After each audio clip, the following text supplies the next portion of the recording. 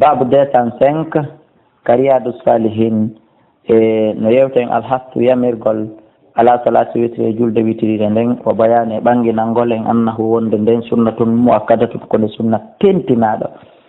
wa bayanu waɗuti e ɓanginangol e moƴƴa waɗutumayre on hanali ƴettama seydna ali radiallahu anhu qala wi al witru laysa bi hatmin nde wonali e farilla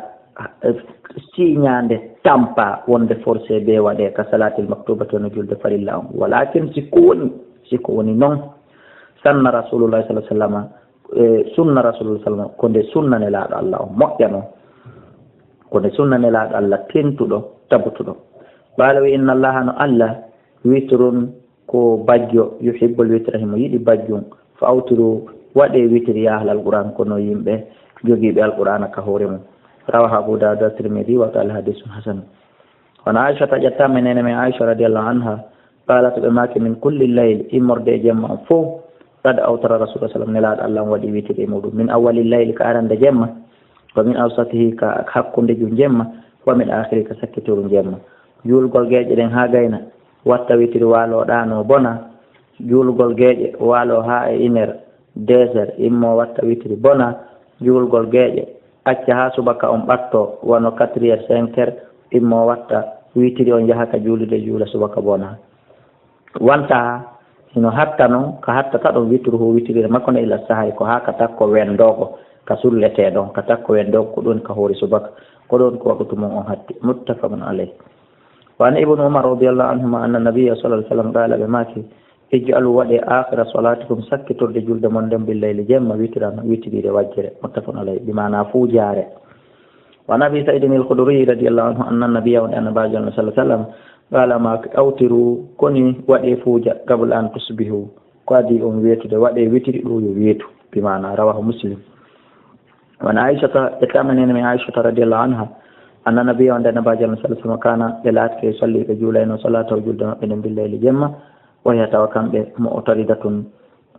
ko ɓe weeɓitiɓe baynadayhi yeeso maɓɓe wahiya tawa witiri nde mu'taridatun ko ɓe weeɓitiɓe baynada yeeso maɓɓe fayda baɗɗe si heddi kal witiri ɗo nde ay qada ɓe fina fa awtara ɓe yimmo ɓe waɗa witiri rawahu muslim o fi riwayati lawnade filla e maɓɓe ko fayda baɗɗe si heddi kal witiri on qala ɓe maka ɓuumi immo yo aisha fa awtiri waɗa witiri ya aisha yirtoɗen ka hadise wana aishata radiallahu anha anna nabiyya sallallahu alaihi wasallam kana wo nelaɗo laatake salli ɓe juulayno salatahu julde maɓɓe nden billayli jemma wahiya tawa kamɓe nene aicha mu'taridatun hiɓe weeɓiti bayna yadayhi yeeso nelaɗo ne bimana nene aicha ɓe ara ɗe waalo ka nelaɗo allah sallallahu alaihi wasallam juulata ɗon jemma wo nelaɗo juulay ɗon ha fayda baƴa seddi kal witiri ɗon ay ɗajo ha nelaɗo findina ɓe noon kamɓe nene aicha fa awtarat ɓe waɗa witiri rawahu muslim famike ko fi riwayati lahu nare filla e maɓɓe go fayda bake seddi kal witiri nde nelaɗo juule addi ka witiri qala ɓe maka he aisha ɗum ɗo noon ko be immoɗa juule nde ɗo ɓuumi immo fa awtiri waɗa witiri ya aisha ta ko yacha toujours ko andigol en witiri on wona farilla kono ko nde miññira o farilla ɓe mana wona be nde waɗe kono ko nde hana nde waɗede wani ibn umar radiallahu anhuma anna nabiyya sallallahu alaihi wasallam qala ɓe maki badiru hittine as-subha e julgol subha bil witri sabu waɗugol witiride nden taw rawahu abi dawuda wa tirmidhi wa qala hadithun hasanun sahihun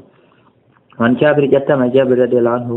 qala rasulullah sallam man khafa kala hulɗo allah ya ɓoma nde immoytako min akhiri layli ka sakkitorde jemma o waɗa witiri ene o waray fal witiri o waɗa witir awwalahu ka arande jemma so walo nani on tami kala noon tañƴiniɗo an ya ɓoma wondo immoyto akhira ka sakkitorde jemma enel haray ko ɓuuri moƴƴude kon fal yutir yo accu ɗon waɗugol witiri on fal yutir yo waɗo witiri akhira layli ka sakkitorde jemma ko ɗum ɓuuri moƴƴude fa inna